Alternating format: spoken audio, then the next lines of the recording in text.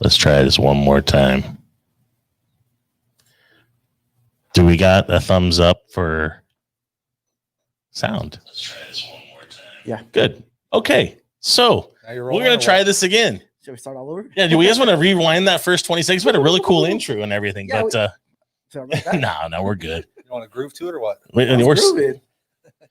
Anyhow, there we go. No sound. We should be good. Yeah, there we go. There we go. All right, guys. Apologize on that. We've been changing some computer stuff around here too. And sometimes the default settings don't go back to where they originally were set. So without further ado, like we talked about before, while you couldn't hear me, was that we're extremely excited. Many of you guys, we finally got the man in here and we're going to talk to him. We'll get to him just in a minute. But, Pip from Compound Built going to sit down with us and talk about some of the products, some of the history, and some of the things we're going to be working on. But we do want to make sure we take care of some of the business aspect of it. And like I said, while you couldn't hear me, is that Impy has extended its reach now, and this time it's going all the way across the pond. We did a acquisition and partnership with a company called Racing Line out of the UK, and we're extremely excited to have those guys as part of our extended European Motor Parts Group umbrella, much like we did with JC and with 034. And we've just gotten that much stronger with them, and a partnership with really growth and some of the things that we're trying to do for the future of the company with the water cooled lines and many other facets to it. So there'll be a lot more stuff coming down the pipeline on that. I did post a link yesterday. You guys are welcome to take a good glimpse and read through the press release about it and really what they're kind of known for and some of the stuff that's going to be coming down the pipeline. So wanted to get that kind of out of the way and talk about it and let everybody know what's what we're going on here. But dude, we're finally get to sit down and talk shop. Right on. I'm stoked. So first and foremost, thanks for making the time, dude. I know you got a ton of stuff going on and building a backlog of cars. What is the wait list right now to try to even get a car in? Oh, it's a couple of years for sure. Yeah. I call that job security. Yeah. Really, it works out pretty well. So yeah, we probably got a 5-year backlog of stuff to do. God. So I mean, there's some heavy cars that take a couple of years just to do one car. It's insane. You start cutting them all apart and heater channels and convertible sports, front and rear clips and stuff like that. Yeah. So it takes a little bit. So guys, as you can see, we're sitting down with Pip today. Before we get started and kind of diving into the man, the myth, the legend, the guy behind the Compound Built, start sending your questions in to us. We'll do our best to monitor them here. We've got the guys monitoring social media as well. So we'll do our best to get them down. You know the routine. Fire them over when you're ready. But let's kind of take it from the start, man. I mean, we'll get to the spot where you partnered with us and kind of going forward and really working together, developing new products. But we kind of want to start at the beginning. Like, how did you even get involved with the VW side of stuff? You know, it started when I was a youngster, and there was a lot of older dudes in the neighborhood that had Volkswagens, and you know, I'd see them around the neighborhood, and I was like, "Oh man, those things are cool." And there was one guy in particular, actually, Mark Keshnick, who's in DKK, and he lived in the neighborhood and worked at the bike shop down the street, and he had this orange '66, had empty wheels on it, empty wheel or steering wheel in it. It was badass, and I was just looked at this car, and it was probably the nicest Volkswagen that I seen at the time, being a kid. Yeah, you know, and the funny thing is, like, I had a little bit of money. I got attacked by a dog when I was a kid. So the people felt sorry for me. So they gave my parents $500. So I had this $500. I was like 12 years old or something. So I said, I'm going to buy a car. Heck yeah. You know, so there was a car that was sitting in the driveway a few blocks over. It was a 66 Bug, had a one-piece front end on it, chrome Porsche wheels with Porsche nipples. And yeah, it was classic. So I got that thing and got it home, and me and my dad would go to the bug ins, and That's sick. Yeah, and the bug ins, I mean, just getting there, it was just free. It was nuts. I think the first bug in we went to was like bug in 28. Wow. You know, so started early. Yeah. So like, how old were you when you got the car? I was 13. 12 or 13. And you know, my parents would go to work. I'd fire that thing up, do burnouts up and down the driveway. You know, we went to bug in. The first thing I did was buy a Stinger. You know, I said, I need a Stinger. Oh, It had a 1300 in it. And I bought a power pulley. I found a little aluminum pulley. I had to put that on there. Probably like an old vintage Santana or something. Oh, cool yeah. Back in the day. Yeah, for sure. Yeah. Move the mic closer to Pip, it says. There we go. See, we got demanding people around here. How about that? That's a lot better. Right on. Because see, everybody wants to hear what you got to say, man. So, born and raised SoCal boy. Yeah, Long Beach. Yep. Yeah. Reps, and you do rep it hard. Yeah. There was, it was a mecca. Long Beach, Lakewood, Yeah. there was tons of cars and tons of dudes around there. There's a lot of performance guys down there. Costello, I mean, Tom and Andy, I ran around with them. Shit, Andy, he'd show up at my house in a super street car, when he was a daily driver. Yeah. He'd put a motor in and go out to the track and whip everybody. And we'd take that thing to house parties, go see Sublime and stuff, pony cake in the back. Shit, he showed up a couple times with his big stroke, with his big motor in that thing. It's crazy. It's so sick.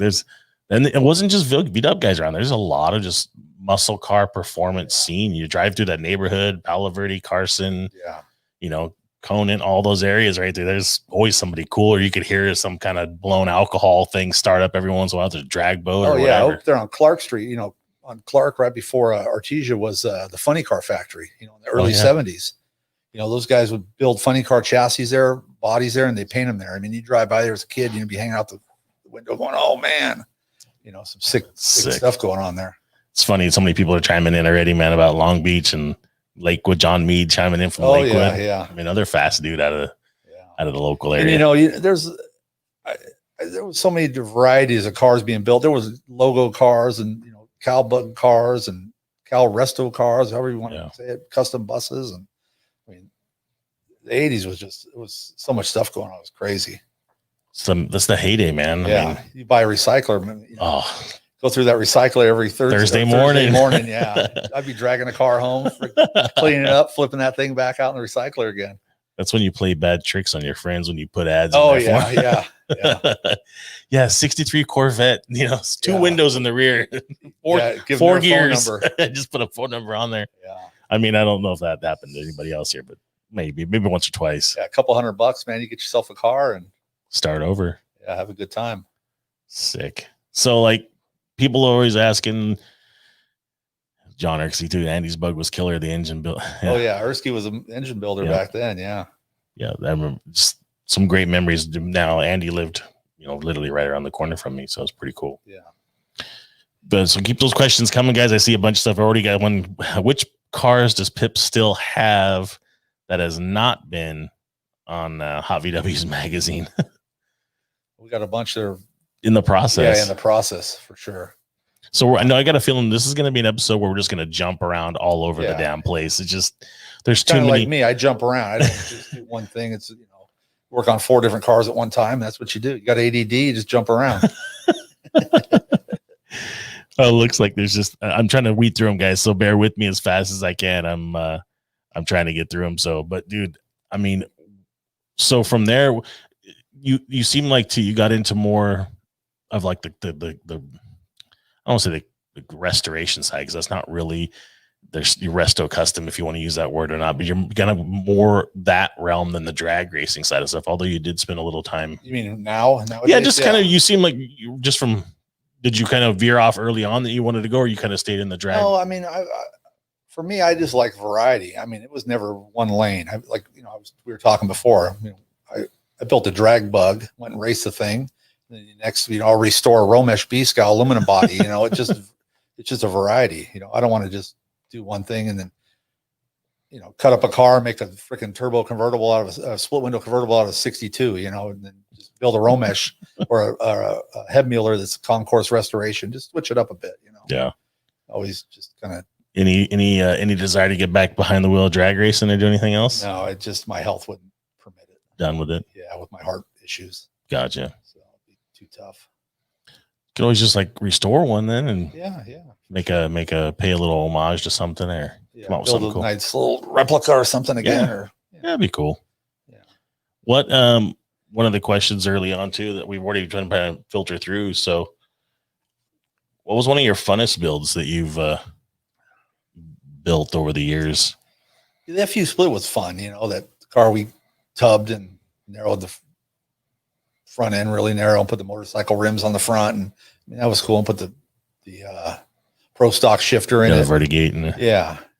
That was cool. And then that 62 convertible that I bought it from a guy in San Diego. We were at Verona racing one day, and this guy came up with this bug, Travis, and it had like bird carburetors hanging out of the back of it. It was all tubbed. It was a bucket. I mean, it was rusty and no top on it. I was like, man, had a cage in it, but it had that Pro Street look. I was like, man, that thing's badass. And he had a for sale sign on it. Like, I paid $4,000 for this bucket and I should have never even bought it, but it's just, he got me hooked the way it looked, with the big tire. And I took that thing home. I ended up cutting the whole car apart. I mean, I didn't use any of the freaking car.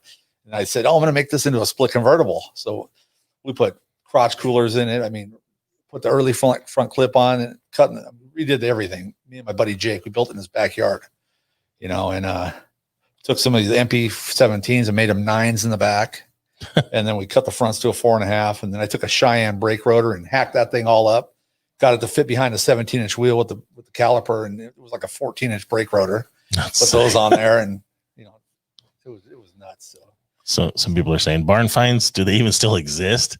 Yeah, they're still out there, man. And you know what? They're in the most unique places that you wouldn't think. I mean, I've seen some crazy stuff through the Pacific Northwest that I didn't think would be even a solid car anymore. So there's stuff out there. I just got a picture this morning of a early 60 Porsche. It's been in this guy's garage since 72.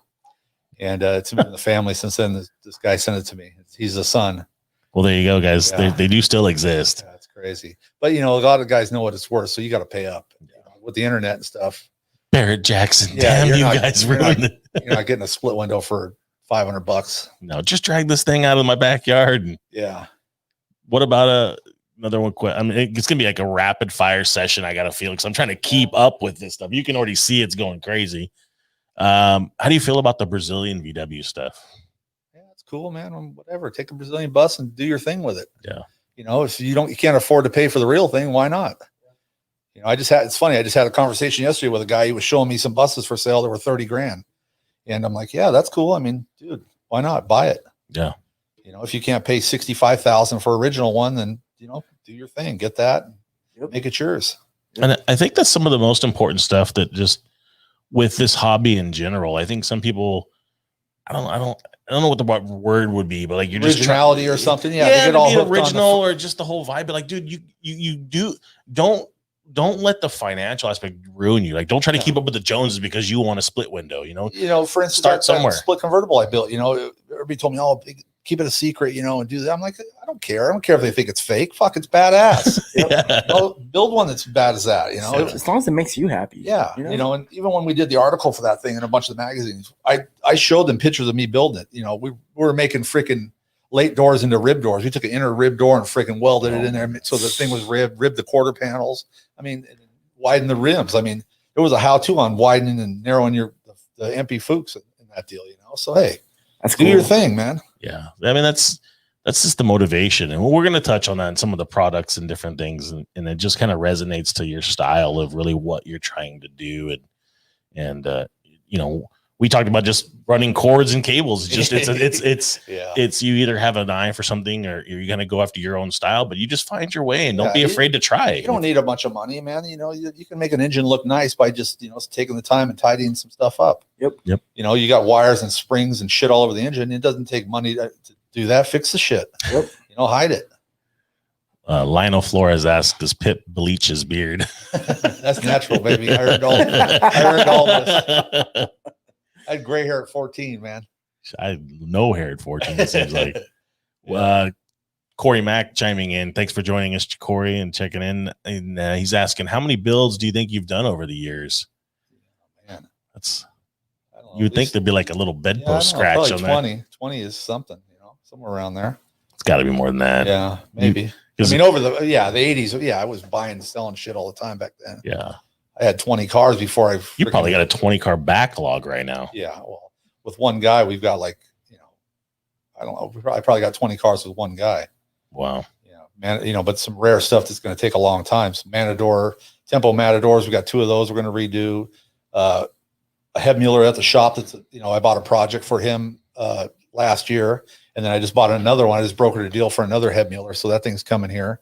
And it's restored, 10 years ago. So we're going to clean that up. And another, my buddy Lloyd, he's got another Romesh B-Scal aluminum body, which I'm dreading even trying to think about restoring that thing. Oh man. That's the aluminum, coach built VW with a steel chassis that's hand built with an aluminum body wrapped around a steel chassis. And then there's wood involved. The B pillars are all wood. I mean, Wow. you got to, you're missing stuff. You got to hand build all that stuff. Yeah, that's crazy. Remy here, thanks for checking in. John Mead said, "Dare to be different." I think John Mead lives on the Dare to be different for sure with that crazy little thing he just whipped thing. up. Yeah, the guy is. Yeah, and I think that's why I appreciate John's work, because he's like that unique, different individual. Just I know I can do that, and I'm gonna go to and I'm gonna do it in the garage. He decided he needed some aluminum work done. He went and bought a bead roller and got to it. A couple of scrap past pieces, right? And you're right. But John, big shout out to you, man. You do some cool outside the box. How about the Pro Turbo street car that had the pink stripes on it? He was driving that shit around Lakewood, man. Big old wing on it. Badass. I mean, even the Manx before that, he's had a really really cool cars that it's just like Dare to be different is awesome. And shout out to you, man, because you went and drove it at one of the cruises that Fleming put together. He was out cruising the thing down there. And drives the shit out of his cars. Yep. Dig it. So shout out to him. Nicole says more than 20 cars. Yeah. She's had to deal with all my, I probably had 30 or so. Yeah, easily. It's funny with her, I had a bunch of cars in the 2000s when I started, doing this, I'm like, oh yeah, I'm going to buy this. I'm going to sell it. And I had like 6 or 7 cars. She's like, you ain't going to sell any of this stuff. I had all these cars in the back. I will sell these. I sold all of them, and I'm like, she's like, oh shit, I guess you will sell them. Yeah. Then I went and bought more. You're really not in love, or, is there any cars you've had over the years that you can't bring yourself? Like you just kind of stashed it away and it's not, it was women before. Now that I'm married, now it's cars, so give them a little foo-foo and send them down the road. Yes. Happily married, so now it's the cars. Gotta do what you gotta do, right? Yeah, but we'll take a B-roll later. But that Romesh that I built, I mean, that if I could have hung on to that car, I mean, I sold that car for quite a bit of money, and nowadays, it's just I would like to hung on to that thing. Yeah, it was a concourse car, and we hand built a lot of stuff in that thing. It was a hell of a project. But that, and it's funny because some of the cars that I've had that I really like, they're still around. The guys that have them were friends. The FU split, my buddy John has that. If I need it, I just go get it, and he still owns it, but I don't have to. I don't have to pay for the washes. Yeah. That's another thing. You got to keep the cars like we were talking about. Then you got to wash them and take care of them, man. That's a pain in the ass. You got to store them for this and keep them. Like adds up. Really and then when quick. they're nice, you got to you prance around the thing. You're worried about scratching them. Yep. Yeah. Oh, yeah. Yep. And it's kind of better to have a little beater you can drive around. You enjoy it. I completely agree. Yep. So many people chiming in from around the globe, man. Yucatan checking in, guys from the UK, DBK member, Landon Kramer. Oh yeah. He built some badass car. Yeah. I'm just cool to see the popularity, of just what you're trying to do and the following. That's really what it comes down to, that they dig it.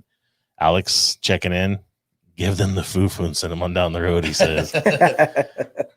Dirty dogs. Yeah, he likes washing his car, so that's why he's got a nice car. Oh, and we pretty much know on social media, right, Alex? Every time you go to wash a car, it's going to be on this story. Yeah. Sweating on this one out here out in Chino. We're going to go cruising again. Yeah, that black split, boy, that's a handful to take care of, too. Oh, anything.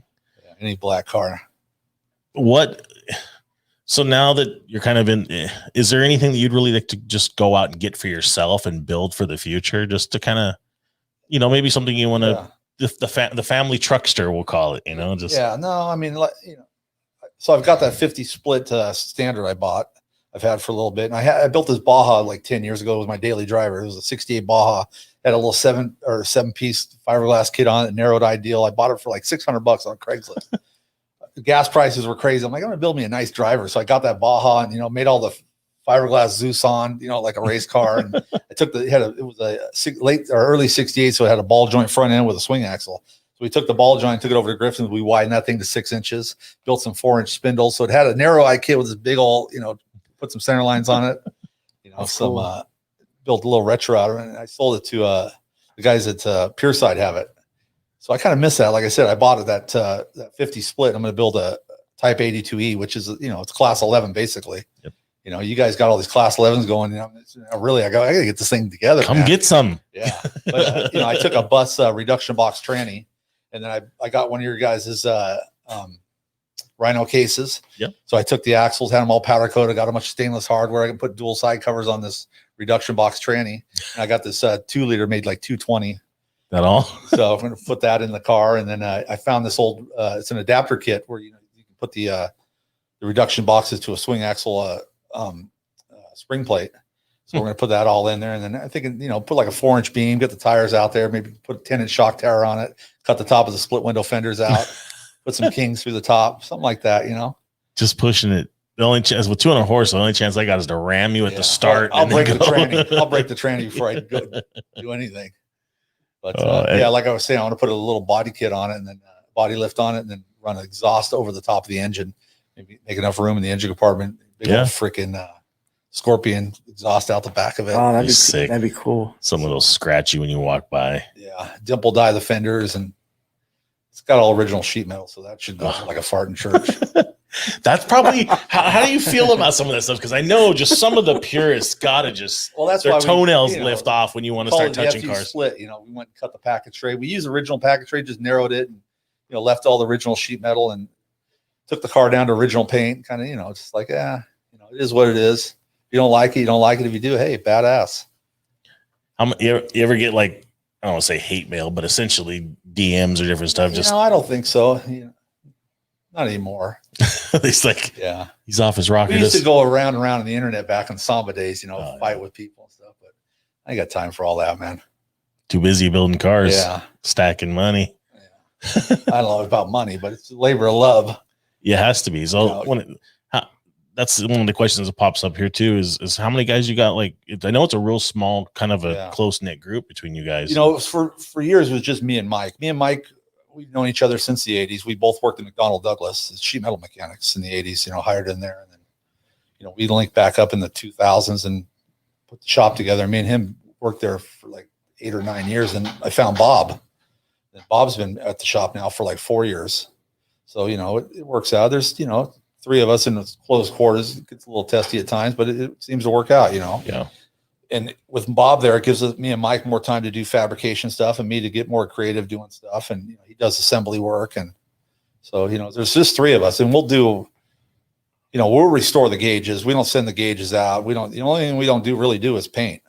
We'll do some of the, detailed body work that I want to make sure that's done the way I want to do it. We'll do stuff like that. And then I got a guy that stitches the upholstery up. And, other than that, we do everything.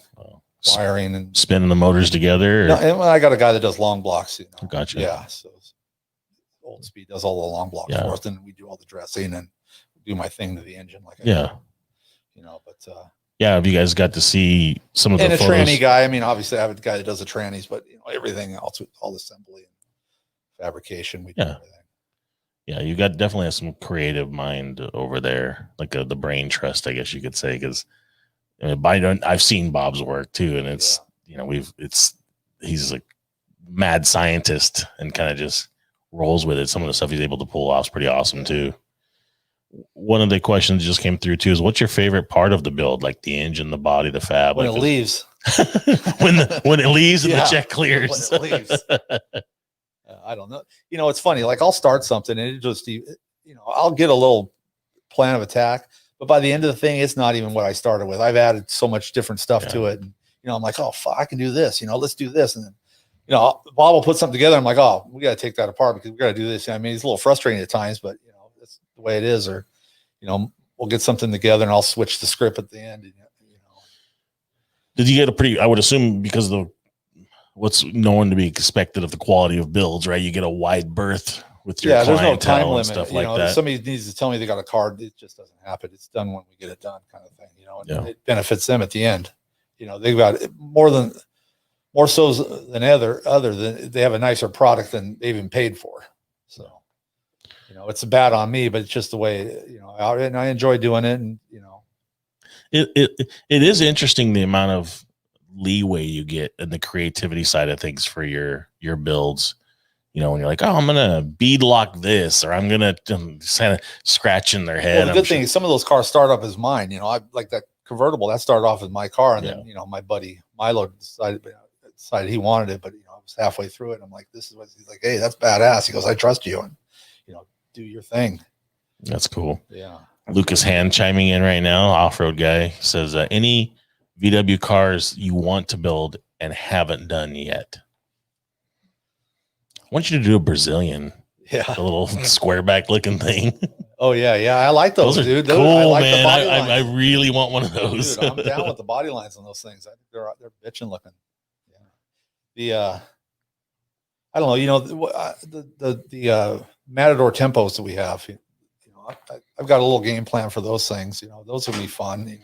Yeah, you don't see any of them. I mean, No, there's only 34 or I was some like- shit. Yeah. We've got 2 of them, but and one's restored. I mean, it's bitching, but the guy, my buddy, the body's like, oh, I want you to redo it. You know, it's cool, Wow. but it's not the way I want it to look. So I'm like, yeah, let's do some black mahogany on the beds and paint the thing black and put some military tires on it, lift it. Oh yeah, let's do that. And That's gonna be and sick. those things are crazy because the engine is in the front. So you got a bench seat and it's front wheel drive.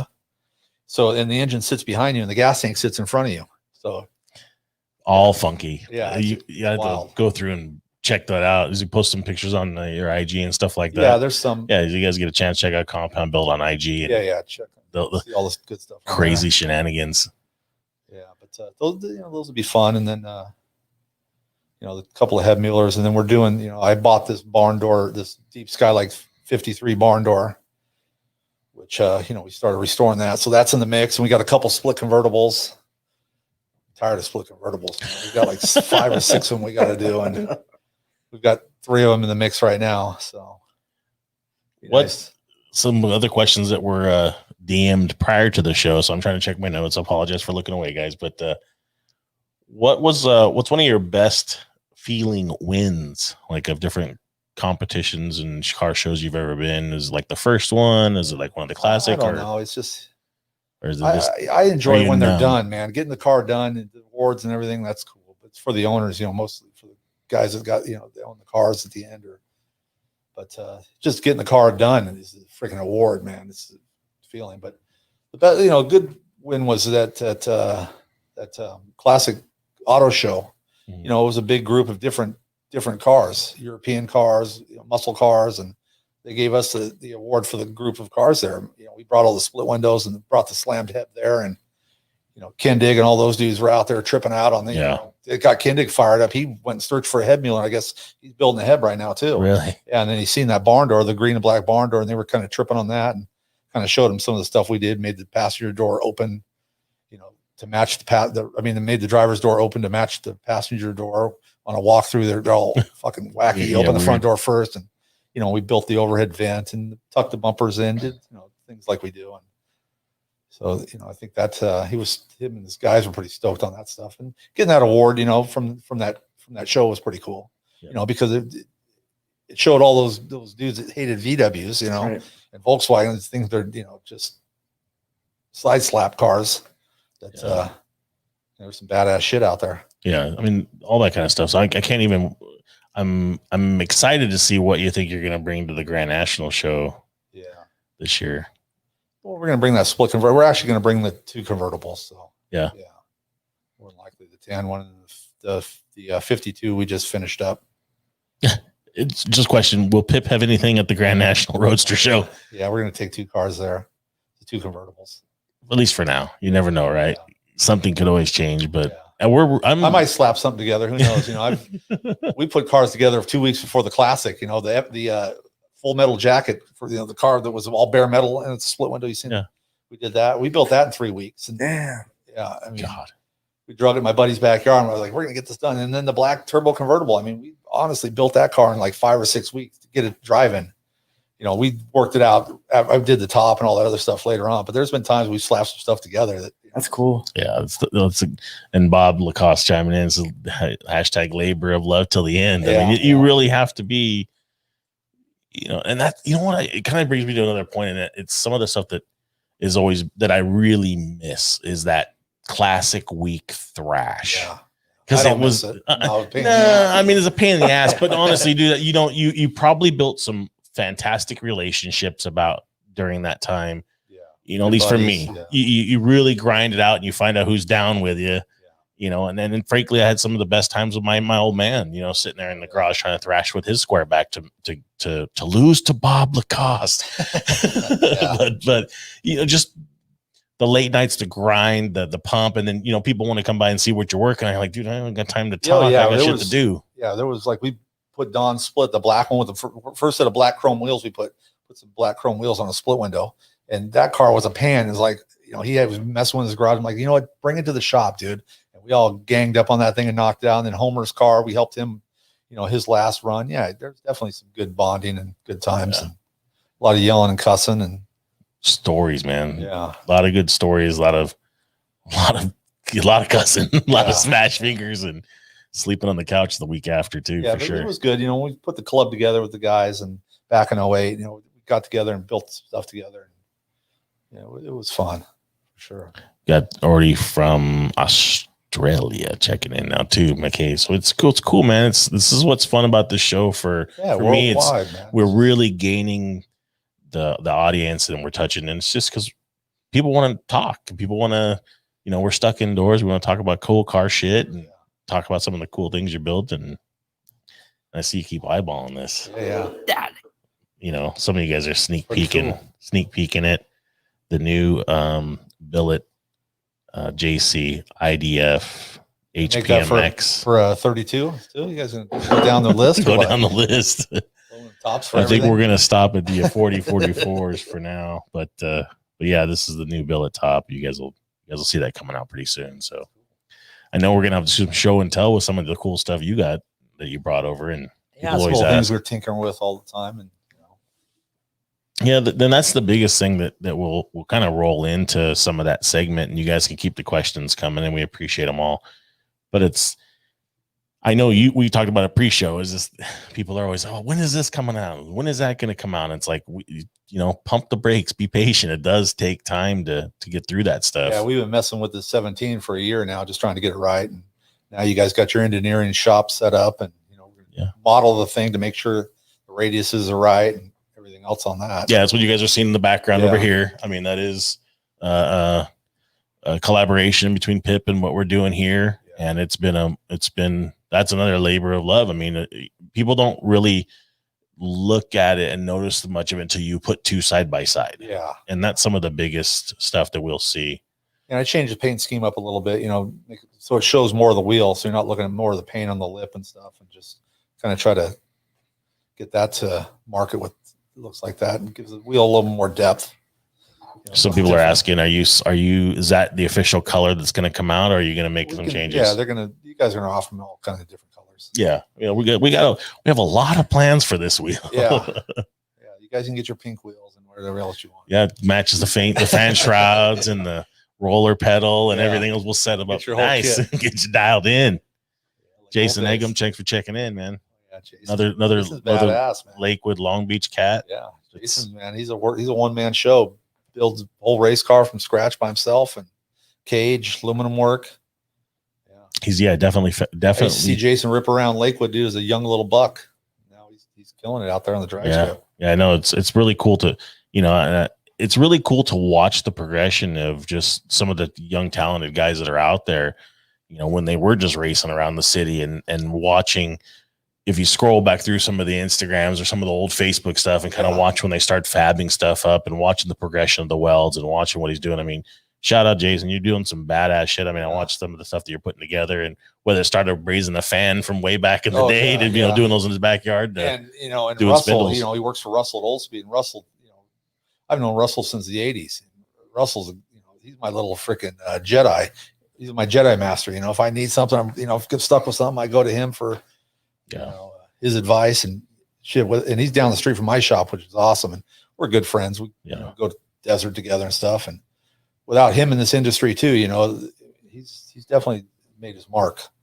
Yeah. I mean, Russell's cut from a different mold, man. It's a good dude. And that's very smart and humble. Looks smart and knowledgeable. I dig stuff like that. And that's really what the hobby's about. It's supposed to be, sharing the knowledge and growing and trying to invite people to get in and kind of grow with it and keep it filled, right? I was at a shop yesterday. I was trying to think about how I'm going to put a disc brake kit on the back of this freaking this reduction box tranny. I'm like, I'm going to take a bus drum, I'm going to cut it down. He's like, no, why don't you just use this hub? It fits on that. I'm like, oh shit. It saved me all kinds of time. Saved me 14 weeks worth of work. Yeah. To end up with what you already knew. It happens all the time. I mean, even when I cut the first 17s, he was the one that guided me to the path how to get it done. Really? I had the great idea. I just needed to find the avenue to do it. He definitely helped me out with that. That's cool. Yeah. That's so cool. Russell, shout out to you, man. And Yeah. still rolling Oh, yeah. strong and building some, you always built cool stuff. And He's always coming up with some kind of scheming on some kind of brake kit and shit. I'm like, dude, you just spent 200 hours on that thing and you're gonna redo it though, you know. Yeah, he definitely puts the time in, comes up with some stuff that's it's creative. yeah. And it seems everything he puts out is quality and it works. Yeah. And that's the thing, you know, his shit doesn't leave the door unless it's been tested. Yeah. You know, you got these other dudes out here who, you know, in the market selling stuff and they're just whipping it up, sending it out the door. You know, he pre-fits, like for instance, his brake kit, man. He pre-fits all his caliper brackets, all that stuff. Your shit is going to work. Yeah, bolt it on. He spends the time. You're going to pay a little more, but it's going to be right. Yeah, it's the quality. And it's not about how cheap it is. Yep. It's about how much time spent on it and the quality of it. Michelle Zumstein checking in says, "You ever going to do a VW show again?" Oh no, that was a pain in the ass. I probably got heart problems from that show. We did the jamboree back, you know, a while back. We brought back the jamboree for a couple of years, and boy, that was a lot of work. We had a bikini contest, and I don't know, did you go to that show? Or yeah, it was awesome. We spent a shitload of money to make a little bit of money, but hey, it was more for the show. Yeah, kind of bring back the flav and vibe. And yeah, I even had freaking dug out poor man under some freaking house somewhere and drug his ass out there. That was that was a surprise. Oh God, I can't even imagine where it just keeps going. You know, there's a few of those shows that just kind of stick in mind. It's like the jamboree, the small car showdown. Oh yeah, dude, the showdown like, was awesome. And a lot of the younger guys here, like this guy, he'll never. I mean, you're gonna look it up on a VHS tape somewhere, or beta tape, just to see it. Like it was wild. You walk and crazy. down the aisle, and all these dudes are on pop, man. They got their shit on jack stands, chromed out, and freaking painted. On clouds. Oh yeah, and usually the most hideous colors you'll ever see in your life. Every color under the rainbow was, but there was some badass shit. Those dudes, you know, it was a total the godfathers of this. And if you know, the interesting fact, and we'll just kind of, like I said, just shooting the shit, but it's how many people and the big names in the industry that worked and that went through those doors, a few of those shops, that I'm like, where are they now? Kind of thing. You're like, holy smokes, you know, it's crazy. It really is. Yeah, those times were, I mean, you know, and I get ideas from then. You know, you start looking at old magazines. It's a spinoff. You can take somebody's idea that they did back then and switch it up a little bit, and make it yours, or you know, Leonard Castro chiming in. Jamboree days is when he had hair. When I had hair, yeah. I lost it after that shit. Yeah, Leonard's trying to floss. He's like 58 years old or 56 years old, and he's got a perfect full head of hair that just Bastard. Son of a bitch. Oh my gosh. When the new parts will be for sale? Well, they're coming. I mean, we've got sound like we got a first delivery back of some items that are coming in. Yeah, but some tin washers and stuff we made up. You know, there's plenty of tin washers on the market, but we made these nice little profile ones, 6mm conical ones that look good on the tin. So we got those coming, and I messed around and made some other stuff that kind of go in sides with that. Show and tell, guys. So this is a gas tank hold down, and it takes this washer here, but this is also a fender washer. And then this will also fit inside of your pan washers. So this little gem right here, it kind of like We'll goes show throughout the camera right there a little kind bit. of goes out through the whole body. And then So you made the same washer will actually match the fender, the gas tank hold down. So then you could do these in black, and then you could have a red washer, green wire, whatever your car is. So this is a beam hold down that goes in the ovals and laters. And then this is actually this is a beam hold down. This is for under the rear seat. Got a stack of them. Yeah, so all this stuff goes together. So we're working on this. And then you can run this put my glasses on so I can see what the hell I'm doing. Need longer arms. Yeah. But we got. So this will hold the under the A-pillars on the pan. You can run these things, and so there's a bunch of different stuff right here that all goes together. So we have like a mismatch of stuff. That'll be cool. Yeah, I mean, you're seeing him stuff first. This is the first time we get to see him. Yeah, So, and I made all this with a PIP hacksaw and is- a file. I mean, this ain't some machine shit. I use a spot face drill. You know, I actually made these in the lathe, but everything else is made with a freaking file and a hacksaw. Yeah, it's just this is some of the stuff that we wanted to talk about and kind of bring up this show is just some of the things that the PIP's working on. I mean, there's been a million questions. Oh, why did the partner with us? Why are we doing this? Why are we doing that? It's, you're here. Now you guys can ask. A close-up shot, please. We'll show some more close-up shots towards the end. When it's in a bag and you can buy it, and you can look at it. When is it? But this is a little thing I just came up with too. This is a holder for the throttle tube. Yeah, I know you can put a hose clamp on the back. You can slide a rubber tube on the back, but this is a little thing I just came up with. This is another thing I just handmade with a file and a hacksaw, and then just countersunk it. But it'll bolt on the back of the fan shroud, so then you slide your tube through the back, and then you can just reach in the back behind the fan shroud with an Allen wrench and tighten your tube up instead of trying to get back there with a hose clamp and a rubber fuel line or something like that. And I think a lot of these things that we'll kind of first introduce, through the compound built program is really accessories or accent items and stuff like that. Besides the big ticket item like the wheel, but we feel like a lot of these are just additional items that anybody can own and possess and kind of work with. Right? These are just some visors we made too. They're just you can buy these visors, these metal frames. Just put plexiglass in and hand squeeze an aluminum washer to hold the thing in there. So I think we're going to make a few of these for different years and stuff as well. So we've been making these for 10 years on our cars. And it's just a piece of plexiglass and from our product that exists. Like these are your valve covers you guys have. We were talking about these earlier. These 5 and dime valve covers. Give them a little spit shine with a different color on them, and then we put this breather on there. So we're going to offer a valve cover with a breather set up similar to this. This is just something we made. We got something a little bit better now that Rick's working on. But, my whole thing is I don't want all that stuff in the engine compartment. You can put a breather box in there, but we've ran a bunch of cars with these breathers under the package tray. And let's bring that one over here. And that's, it showcases, and this is a really good shot here. So, with a little bit of creative mind and some willingness to give it a try, you can make something unique. You can make it your own personal kind of feel and vibe with I don't want to say a rattle can, but essentially a rattle can and give it a try. And you can always get exotic and try Cerakotes and different powder coats and taping. And that's a cool color. Yeah. I mean, that's a part that exists. You just get a little creative and, find some colors and do some different things to it. And it looks like you contrasted it with the nice black and this different stuff. But, to be able to sit down, these are our standard, and that's just a Taiwan manufactured valve cover. The Dash 6 bung, we welded on, drilled the valve cover and welded on there and built these little breathers and stuff. So, the new valve covers will be all threaded and you can just put your breathers on there. And I mean, that's really what it's about. It's just that's kind of what we talked a little bit prior to the show is just, you want to motivate. We want to talk about it. We want to just motivate more people to just take that.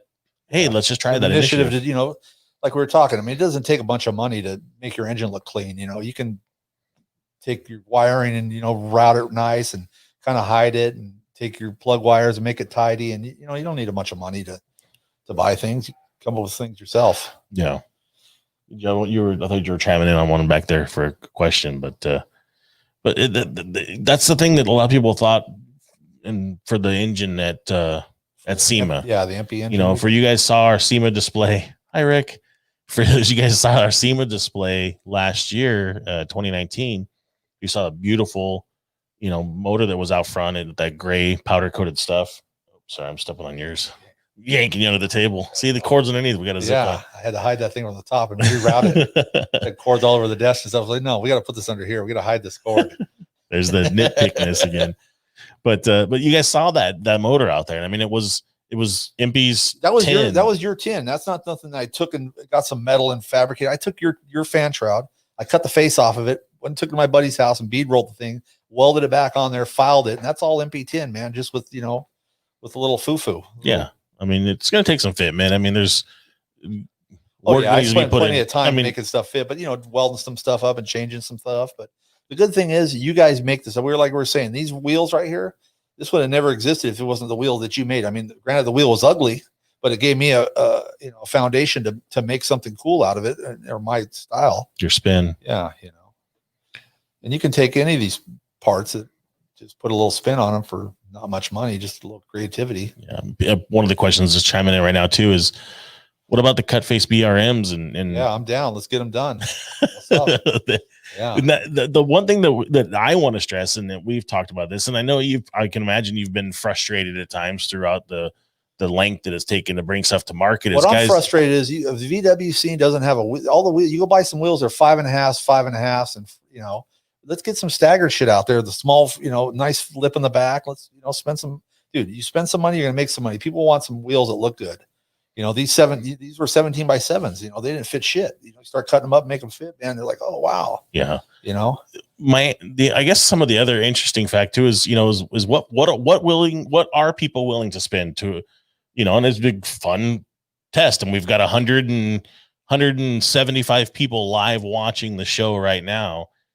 You know, what would you guys spend for a set of compound built, beautiful wheels with lugs and maybe a nice socket, a center cap, and they're done? Like, yeah, I mean, you're going to pay $6,500 for some 4.5s and 6s, you know, granted they're, you know, 15 inch. This is a different look, but put these on anything. Yeah. And that's some of the stuff that we want, you know, but that's why we do the show, is to get feedback, to get input, to get, you know, pros and cons and goods and bads and everything else. I mean, and that's, we'll take requests like, oh man, make one for the 44, you know, and build it. The 48 one's bitching, but I only have 44s. Can you do one? Yeah, we'll figure it out. You know, if we get enough requests or we get enough feedback, or, you know, on the flip side of it, God, that thing sucks. This is a piece of shit. Well, the good thing is, you know, you have the infrastructure here now. You know, you've got Jackie in house. You're bringing it to the next point. You guys got freaking machines down there. You know, the MP's putting the money where their mouth is. You know, they built you a whole race shop down there. Thank you. Gave you a race car. Shit, how do I get on that program? Lots of late nights. Lots of late nights. But you know, you got an engineering department here. You never had that shit. You guys took a part and sent it to China, and then now, you know, you can freaking model it and make the part fit right. And you guys got it. You're building a place to do it right. And you know, and I'm glad that you're saying it, right? Because, you know, for me, just keep spewing it. It's like, oh, it's Corey and the same bullshit every week. And it's like, no, and it's like, I get excited and I try to breed that infectiousness because it's true. Yeah, it's good. I mean, you've watched it progress from really not even an engineering department into a year later. Essentially, we're basically right at the year mark to where we've got 6 guys now in the engineering side of stuff. Nobody when we first started this deal. I mean, it's definitely progressed, and I see a lot of good stuff here, man. There's a lot, you know. And I mean, where we're sourcing stuff, you know, that's some of the stuff that we want to talk about. It takes time. It's like where we're sourcing some of the components to build your stuff, whether it's locally or overseas, but we're going to the right manufacturers. We're changing manufacturers. We're holding them to higher standards. Yeah. We're putting print spec in place to where they've got to hold them to a print tolerance. Yeah, you've got to. And I mean, how many times have we had a meeting over this freaking radius on these spokes? And that's the stuff that we're going to have a model, and they're going to scan the thing. We'll have a model and say, look, if it doesn't look like this, we don't want the shit. You know? Yeah. Eddie Chaga says everything he touches turns to gold. Except my wallet, right? Yeah. But you know, you really did touch on some key topics for me that I think it resonates deep when it comes from you know, because you've seen it, you've lived it, you've watched the transition, if you will, and the changing of the guards and different things we've gone on. Putting their money where their mouth is. You guys got some good guys down there with Jack, and you know, I mean, Clyde down there now, and Chica's over there, and definitely. You're getting your program together. You got a race shop down there, you know. It's just trying to be the next Boxo tools, freaking floor. That thing's badass. I'm like, man, look at that. So Compound East. Yeah. Now we can just make some cool shit. We'll be all right. Yeah. You know? Get some stuff to market. So we're gonna have you come over and start helping us on our project build. We got slated. Come on. I mean, I'm trying to get you some extra cash, right? I mean, let's do this. What do we got, bud? I'll be here. Just start today or what? Starts this. Where would you like my routing number now? Yeah. But man, you know, I mean, we can sit here and talk cars and what we want to build and you know, dreams, hopes, ambitions, and everything else. But it really just comes down to just trying to keep the hobby and the enthusiast and hungry for what's next, right? Hungry for something new, something different. This hobby, since I got back into it, I was out of it in the 90s. I got back into the 2000s. It just keeps growing and growing. The price of these, some of these rare cars, these guys are putting money in them. They're guys like me that didn't have shit before in the 80s, nickel dime stuff. And now we're able to do things and spend a little money and spend some time on it. And we build things a little bit better than we did when we were kids. That's really what I feel. And I think we touched on this a couple episodes ago, is what I feel is like the rejuvenation of it is the guys, like you're saying, the guys that are, my age, a little older, that have now established themselves in life. They've made a few bucks, then maybe they're going to refi their house, or they put some money aside and they're going to finally build the car that they used to have in high school, or that they met, whatever emotional attachment it is, but they're doing it to a whole nother level. Yeah. And that's really what we want to stress here, is that Impy itself has to raise its bar to that next level and there's a market for it. There's a market for the 5 and dime stuff, but there's a market for the high end stuff. I mean, guys are building these C10s and all this stuff. There's, guys that build hot rods, they spend $3,000, $4,000, $5,000 for a set of rims, man. And, and if you're building a car that, before you build a bug, you put 30 grand and you wouldn't get but 10 grand. Now, if the car's done right, you're going to get 30, 40 grand, your money back out plus some even. So, yeah. So the market's holding the value of the money that you're putting into your car. So people, one of the most common things that I've seen here come through the feed is my beard. No, besides their stunning and devilish good looks, will be to see Pip finish the squareback. Oh shit! Yeah, I gotta get that thing done. I'm not kidding. It's probably like the 10th time I've seen that. I gotta get that thing done, man. It's in my garage, and that was a whole nother car that it started out being this, and then all of a sudden I took this freaking turn. Oh, I got to put a oval window dash in this thing. So we took the oval dash, sectioned it, put it in there, and like, oh, we're going to do some aluminum work and cut a picture window and then air ride the back of it and tub it. And that's a whole nother thing that just spins out of control. Just a rolling steel shell right now, or? Yeah, the pan's done. But now I redid the air ride once. Now I want to redo it again because I'm thinking, oh, I could do it a different way. But it's tub. We put wheel tubs in the back, and it's got crazy 17s and a full polish autocraft tranny. We cut the engine bay. The engine bay on a squareback is like this big. So we took 2 lids and sectioned them together. So the engine bay is as long as the tranny. So when you open it up, you see the motor and the tranny all together. So you can just you either did like a lot of drugs, you just got a weird shrooms, and just go sit in the garage. What's funny is that thing was done in the 80s, man. There was a squareback that was in Hobby Dubs with a double deal. Really? Yeah. And then we did some, that took the jack points off, and I'm like, oh. We put some little nubs for a jack. You take the jack off. It's got the little thing. The index is like a race car. It's got the little nub right there. You put the jack into this thing and just narrowed front end. It was Russell's first set of narrowed Type 3 arms. I'm like, I want to narrow this thing up, but I want to take this beam. I say, oh, we got a plan. Let's do this. I'm like, yeah, let's do it. That's crazy. And then the clamps that hang down. We cut all those and section them all up. And I see a lot of guys doing that now. We changed the bolt or index, because those clamps hung down past the Type 3 pan. Yeah. We cut all those up and section them, and it's got like a 17.7 in the back with a big slick. Nicole came to the rescue. No drugs. It's all natural. Yeah. God bless you, because out there right now, yeah. Oh, I stay up and I get my brain starts thinking about something, man. I'm up all night thinking about it. It's crazy. You keep a notepad by the bed or anything crazy like that, or just no, not that crazy, but I start dwelling on shit. I'm like, oh, I could do this and that. And then I'll sleep a few hours. I'm up at 6 o'clock in the morning.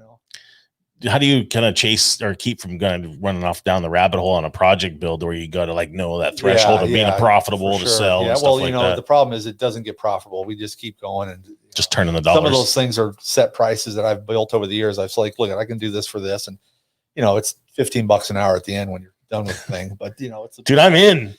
Is that all it costs? Yeah, but it sounds like a lot of money. 74,000 hours. You got thousands of hours in something you're charging 70, 80 grand for, and hundreds of. It's a lot of work. It's a lot of work. Yeah. Have you ever? Well, this is a great question. Have you ever, throughout the time of going to shows and looked at something, have you ever seen a build that I don't want to say you're envious of, or there's oh wow, kind of wowed you? There's a lot of stuff out there. Yeah, I mean, there's a lot of good builders that come up with things. There's bitch and shit. Yeah, there's a lot of good dudes. What about reincarnations of certain things? How do you feel on just I don't know, when you look at something, or the double lid to square back, or maybe how you were doing the recessing and cutting stuff down, as far as like the bolts and whatnot, just different things. Like we saw, like see it coming back, or like just a different revision of it, or something along those lines. Yeah, like, it's kind of hard to explain, I guess. Just more about like just when you see something, or you maybe did it back on a build, and then you've come up with a new style or developed it. Yeah, or a lot of else. stuff changed. I don't know. I'm always, with carburetors, I started coating them different. We used to do them black, and then I decided, I found these different colors, and the bronzes, and and detail and stuff. It always evolves. Everything evolves. Yeah. Well, just the coatings in general too. I think just that's also another big change. I'm a real big fan of the satin stuff. Cerakotes and stuff. Couldn't tell. Yeah. I see a pattern forming. Yeah, I mean, I did black wheels back in with red line tires back in one of my cars in the early 2000s. I took it to a powder coat, and the powder coating was black. It looked like shit. They had fish eyes in and stuff, but I was like, oh man, they're black. This is cool. That's awesome. Took some 135s and sent them off to, I forget who does the red line tires. I've been paying like $800 for these tires, these little 135s. So they had them put a red line on them. Raised like red stripe. Yeah, that's cool.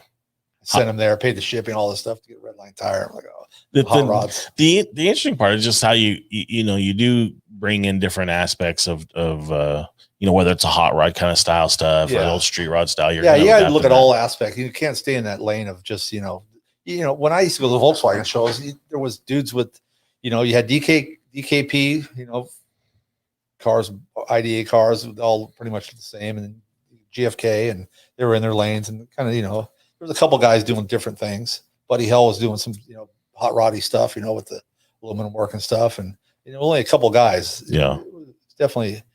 And back when I was a kid, the custom shit was off the hook to me, but I liked race cars. I mean, my bedroom had every hot VW I've got. I cut it all up, and it was plastered in my walls. Pocket change to all cool. different shit, and it wasn't just one thing. It might have been a short bus up there with a that's cool vintage car, and we need to see Pip rolling a minibus, shorty. Little a little parts runner for you. Literally, I told you my parts runner is going to be the split window. This is going to be my parts runner with that 200 horse IDA motor. And I can't wait to see this thing. Gonna have to bring it in and let us take. I got the talking part done. I just got to do it. Yeah, what's crazy has been just a lot of people are digging that full body, full fendered stuff right now. Yeah, and just they're class 11-esque, if you will, and putting a little bit wider arm on it. Just little tweaks to make it more fun and more drivable than a regular 11 car, but it's pretty cool. A little more power too. Yeah, it's crazy. Those guys and they took those stock and they run those Baja, the 1000s and stuff with those stock cars back in the 70s. Still doing it. They piss blood for a week for sure. Yeah. But they're taking those little stock engines and getting 100 horsepower out of them or whatever they're doing. We're making some good power for what it is. We're making some good power. Darren's chiming in right now. Says ask him about lettered cars of the 80s. So just I remember like one of my favorites. Flaky Jake was pretty bitching. Just the gold lead. Yeah. That I wanted to build like a throwback of the 70s drag car, and I went and found the old fenders that had the lip on it, and the old MP style hood, and I wanted to put a little flake on, a little twist, and get the gold. And I found those magnesium spindle mounts. All the Anglis and stuff had. I'm like, I need to put this on a bug, man. I think I originally got those wheels, and I'm like, I got to build a car for these things. I think that's probably where it started. That's awesome. And then I knew that car was sitting. It was an old 70s race car. It had all the bug-in stuff on it and stuff. And I did a trade with the guy that had it and started picking away at it. My buddy Jake's the one that helped me. I'm like, you know what? You're a flaky bastard. We're going to name this Flaky Jake. So we named it after him. And we built that car in his backyard. We built a lot of cars in his backyard, man. Jake, me and Jake built some stuff. That's cool, man. Early compound days, man. Jake used to work at Old Speed, and he worked there for 10 plus years with Russell. Wow. Dave Holman, Simon, a bunch of dudes from the 90s and stuff were building some badass shit. Had some fast cars too. Darren chimed in and said you had a very, I'm assuming a fast bus or something very bus back in the day. Yeah, I had a bug. I had a bus with the top cut off of it, and then I got a hold of a turbo setup. It had like a Strongberg side draft off a Harley, so I put this engine together, and I had that thing in all kinds of shit. I had a chop top bug. We ended up cutting the top off, and I call it the fast tub. Threw that 1600 in it. I didn't get out of the neighborhood in the thing, but it was cool. There's That's cool. That's cruise awesome. around. But yeah, I used to swap cars with Darren. I got a couple cars from him, a notchback, I had a notchback, and then we had this bug. It had an all Dodge Daytona, like a 2009. It was like a 990s turbo Daytona. It had all the interior in it, with electric seats and all this stuff. Really? Yeah, I don't know if he had it or I had it or I ended up with it or what the hell. We traded some cars and had an IDA motor in it, 5 spokes, but had all this bitch and play. Remember they put the MR2 seats in there. Oh yeah, everybody. Someone snatched a freaking Daytona, so I think they got all the interior out of it or something. Recycler score. Yeah. Those Yeah, MR2 seats, man, those were the cat's meow and the trucks and shit. Everything. I think that's just a total. So if you were to bring back not say you personally to bring back, but if you were to want to see one of the old throwback shows come back, which one would you? The inner shows was a shit in the building, dude. I mean, that was cool. That was pretty cool. Yeah. It's even the motorcycle swap meets too. The inner show swap meet for the motorcycle and off-road dirt bike stuff. Yeah. The inner shows were the shit. Those were, and they were like all the time. Yeah. Oh yeah. They were like 4 times a year. Yeah, or some shit. It almost reminds me of like going to Pomona because like almost like clockwork every 6 weeks. Dude, you had Johnny Speed and Chrome. You had Small Car Showdown, and there was so much shit going on. It was nuts. And somebody's talking about how about Gias? Do you like Gias? Oh yeah, I like Gias. We got a low light at the shop for my buddy Milo that I got some 901, some Terminators for it, and I got a 2950 for it. So we're gonna shove that thing in there. Finally, some more horsepower stuff, huh? Yeah. Scratch the itch a little bit. Yeah. So it'll look good. At least I don't know if it's gonna be fast, but it's gonna cool. You'd say, hey, it's a 3-liter in that bitch. That's right. Exactly. With some Terminators. One of the undershows were badass. I remember looking at all that stuff. But what about and then we'll probably wrap up because I know we'll pick your brain all day. But yeah, what do you think? Or excuse me, the question is trying to read it properly. What celebrity, or if any, have you built a car for that you can actually discuss? I guess. Yeah. I mean, me and Jesse hooked up back in the day, and we kind of knew each other from the neighborhood and stuff, and we got a hold of him, and I started doing some of his cars. He had like 8 or 10 Volkswagens at the time, and he had that split rag top that was kind of done. So I took that thing and finished it for him, and we spruced up his notchback and a couple other cars, and then did a for Drew Carey. Mm-hmm. Did a car for him. I know his kid's mom, so that's cool. Yeah, he got the 68 bug from one of the producers of the show. So we took it, and, he wanted to do it stock, but it talked him into, changing it up a bit. So that was a Price is Right 68. That's where that name came from. Really? He's the host of the Price is Right. So that's Price cool is name. Right. We put Fuchs on it and stuff. He was like, "Oh, we're having the stock with him," So we busted out with that, and we actually put some stock wheels back on it, kind of toned it down a bit, and gave it to him. He's like, no, probably just like, we took but that was, I mean, I don't know if you've seen that car. That car, it had the high backs in it. So we took the high backs, chopped them down a little bit, made it like a mid back. So you have those big old seats up there. Took a Type 3 armrest, put it in the back seat, so you nice had, little, little subtle things like that, and did a stitch dash cover on it, kind of make it a little bit nicer, and some body mods, little scoop in the hood instead of the vents. Just little subtleties things go a long way, the man. Bumpers too, man. The bumpers, I really a favor on that car. It's got the 68 bumpers, and we took them. I told Michael, "Go look at, dude. Take that." I think we took the front bumper, put it on the back or something. We cut it all up and got them tucked in there really good, and hit all the hardware and made them all bolt on the back. And that's cool, man. Those bumpers really set that car off. I think we took the front bumper, put it on the rear. Really? Tucked it a little bit. Shit. The amount of little tweaks like that is the stuff that when you're watching closely to a builder, when you're a true enthusiast, you're like, hey, wait a minute. There's something not stuff, right here. Yeah, you can easily go and put a flared fender on something. It's just the subtle things you got to look at a couple times and go, oh shit, look at that. That's different. That's where I like to do things. Right on. So, well, guys, I mean, the hour and 10 has already flown by quicker than expected, as normal. It was nice chatting with you guys. Yeah, man. Sure. It's cool to finally get you in here, letting people see, some of the stuff that's coming down the pipeline, that we really are working together. Yeah. It didn't just get forgotten about, it's a resurgence. I'd rather be right than wrong, Yeah. Quick and wrong. Yeah, and that's right. you know, that's really what we're striving for, right? It's the quality, speed, and innovation slogan, and we're living it. Yeah, you guys are getting your infrastructure in place here that, you know, dude, when it's all said and done, you'll be able to streamline stuff through here, I'm sure, with all the people you got here now. Yeah, it's just the growing pains of things, you know, to make sure we do it right the first time and not the fifth time. Yeah. And then we'll review old bad habits. Yep. But guys, as always, thank you guys so much for tuning in weekly to the show. We have a blast doing it. We enjoy having guys like Pip in here coming to shoot the shit and talk a little crap and razz each other and just enjoy watching the hobby itself grow and build and what's next out of the garage kind of vibe. So as always, guys, appreciate you tuning in. Other than that, dude, thanks so much for coming back in, and let's tinker in the garage sometime soon. Sounds good. We'll catch you next week. See ya.